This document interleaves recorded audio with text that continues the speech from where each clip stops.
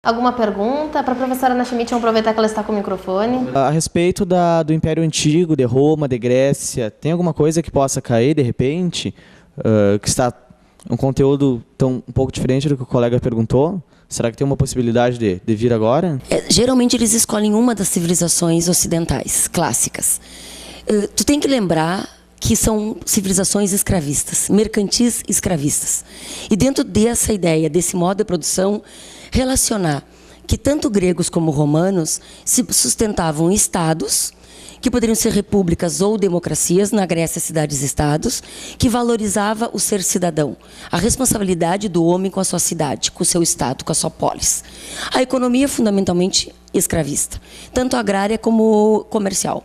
Agora Roma já tem outro ponto, porque Roma viveu um império em que houve a exaltação da pátria, do Estado, do ser militar, do ser soldado.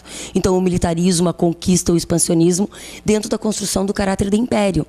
Porque o império ele se impõe culturalmente, militarmente, economicamente e socialmente. Então, Roma teve que lidar com essa diversidade de povos que dominava. Então, a luta por cidadania, a questão agrária, a reforma agrária, a luta pela terra, né, as tentativas de reforma dos irmãos Graco. Então, o perfil social romano de luta social, e no modelo escravista e mercantil, pode ser contextualizado com a atualidade, na questão da exclusão da terra, na tentativa do Estado de fazer alienação social, com a política do pão e circo. Então, distrair, porque daí a plebe, distraída, o povo distraído não reivindica os seus direitos. Então, a questão da cidadania.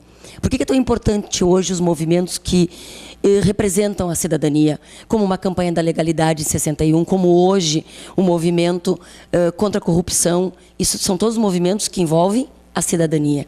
Então, os pontos importantes envolvendo Roma é o expansionismo, o imperialismo e as questões sociais. Eu acho que isso vale a pena destacar.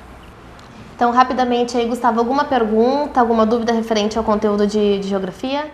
Como a professora Ana tinha mencionado anteriormente, dos movimentos agora da juventude está saindo mais às ruas. Para a professora Alice, será que tem alguma coisa a ver agora e vir na prova como a Primavera Árabe, já que está tão em evidência esses movimentos ultimamente e é um conteúdo que a prova exige? Teria alguma coisa, de repente, na prova sobre esse conteúdo? Bom, acho que é um assunto que pega tanto a história quanto a geografia, né? A geografia, eu acho assim, extremamente importante a questão da localização. A localização e a importância econômica ali, pessoal, do norte da África, que é a África branca, que é a África não negra, né? Que é a África domina, o que há em comum entre eles ali, tanto no norte da África quanto no Oriente Médio, é a questão da cultura, a cultura árabe e a religião islâmica, né? Lembrando que nem todos os países ali do Oriente Médio são árabes, mas a maioria é árabe. Então, principalmente, né, que vocês não confundam árabe com islâmico, lembrar da importância do petróleo, dos interesses externos na região, principalmente por parte dos Estados Unidos, das grandes potências, quem é ali aliado dos Estados Unidos, os que não são aliados dos Estados Unidos. Entra também aquela questão que a Ana tinha comentado, a questão da produção de alimentos, que hoje há uma revolta muito grande com o aumento do preço dos alimentos, eles também revoltados com isso, pode aparecer alguma coisa nessa área também. Então, é um assunto que está em evidência e a gente espera encontrar na prova, porque a gente trabalhou bastante esse assunto, né? E aproveitando a deixa para a história, eu acho interessante também a gente focar para vocês agora o que significa essa questão da primavera. O que é primavera? Por que primavera? Por que Revolução do Jasmim na Tunísia? Porque, vamos voltar um pouco antes, lá em 74, Revolução dos Cravos em Portugal. Sempre que tem uma flor, o que remete à ideia de primavera é a luta por liberdade. Então, é a luta por liberdade de algum povo que está se sentindo oprimido por um fator econômico, ou por um fator político, ou por um fator social. Então, isso é fundamental, porque a gente começa, na reflexão histórica, a ver a primeira liberdade, a dos povos, em 1848. Na Europa. Então, imagina, segunda metade, quase chegando à segunda metade do século XIX. Depois da Primavera de Praga, na Tchecoslováquia, antiga Tchecoslováquia. Depois da Primavera de Pequim, na China, 1989. E hoje a Primavera Árabe. Então, essas primaveras todas na história, a luta por liberdade. Sempre liga isso. É a luta por liberdade, por participação e por democracia. Acho que isso é fundamental. Então, ok, muito obrigada, professora. Vamos conferir, então, a última dica de vestibular desta edição. Confira aí.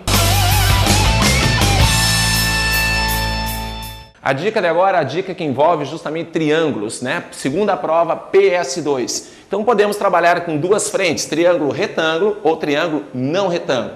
Quando trabalhamos com triângulo retângulo, aqueles tradicionais problemas, né? Altura de morro, altura de prédio, altura de muro, a gente tem uma configuração do desenho que poderá ser fornecido ou o aluno terá que desenhar.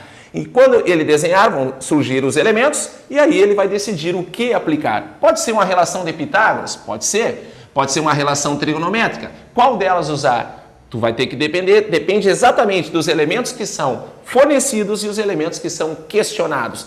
Tu descobrindo os elementos que são, aplica uma das relações. Se não for triângulo retângulo, passamos para uma segunda hipótese, que seriam triângulos não retângulos. Podemos aplicar aqui a lei dos senos ou a lei dos cossenos. A lei dos senos, ela trabalha sempre com o lado e o seu seno do ângulo oposto. Assim como o lado B está para o seno do ângulo oposto a este lado, que é o ângulo B. E assim sucessivamente. Se for uma lei dos cossenos, já é uma forma um pouco mais complicada de lembrar, mas importante forma. Lembrando que o iniciozinho dela tem uma semelhança com Pitágoras. Então, A quadrado, B quadrado, C quadrado, menos duas vezes o produto dos dois lados, multiplicado pelo ângulo formado por esses dois lados. A grande dica é, o lado que tu inicia a tua fórmula, tu tem que terminar com o ângulo de lá. Se iniciar com o lado B, o teu ângulo de término é o cosseno B. Certo? Uma excelente dica. Dê uma olhadinha nisso, que é muito importante para a segunda prova também. Você conferiu aí a última dica desta edição do professor Clândio Marques, professor de matemática. Bom, infelizmente estamos aí chegando no fim deste programa. Eu gostaria de desejar aos vestibulandos, né, uma boa sorte, uma boa prova, tranquilidade, né? Eu gostaria também de agradecer a presença de vocês aqui no programa. Professoras, rapidamente, não sei se vocês gostariam de deixar uma mensagem para os vestibulandos, né, para o pessoal que está nos assistindo em casa. Eu acho que mais uma vez manter o foco, manter o ritmo de estudo, porque é como se fosse uma corrida. No momento final não pode parar, tem que continuar. Tem que estar com toda a vontade, saber que está chegando a hora, manter a tranquilidade e sempre lembrando, estudou, está preparado, vai dar certo. Tem que ter confiança também. Desejo a todos um bom vestibular. Esperamos no aulão, né, para as últimas dicas, né, a revisão lá no tênis. Um beijo a todos, então. Professora Alicia? Assim como a Ana falou, né, mantenham o foco, gente, ainda dá tempo assim, de revisar. Uma dica, no caso da geografia, principalmente essas provas que estão acontecendo agora nessas universidades particulares, na medida do possível, se vocês puderem realizar essas questões, principalmente aquelas que forem cobrando assuntos da atualidade, então refaçam essas questões, porque quanto maior o número de questões vocês fizerem dessas provas que estão acontecendo e que vão acontecer nessas 2 últimas semanas, mais preparados vocês vão estar, porque agora é a hora de se exercitar. E também, se você não foi bem nessas provas que aconteceram agora, jamais deixem a peteca cair, como a gente diz, né? A gente tem vários exemplos de alunos que não foram bem numa prova e entraram com uma facilidade na UFSM. Então, uma nunca é igual à outra, né? Então, assim, força, vamos em frente, vocês estão preparados e a gente está aqui para dar o maior apoio para vocês. Tá ok, muito obrigada. Pois estamos encerrando em mais uma edição do programa Fóton à Prova, com apoio cultural da Pufolândia, Universo dos Puffs, e também do Fóton Vestibulares, o curso que mais aprova no Rio Grande do Sul. Voltamos na próxima semana.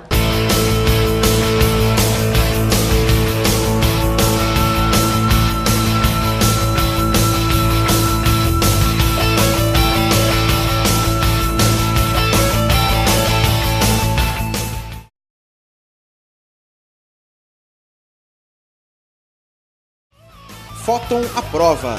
Apoio cultural Pufolândia, o universo dos puffs, na Avenida Presidente Vargas, 2043, fone 3222-9122. Fóton Vestibulares, o curso que mais aprova no Rio Grande do Sul, na Rua Venâncio Aires, 1417, fone 3221-3884.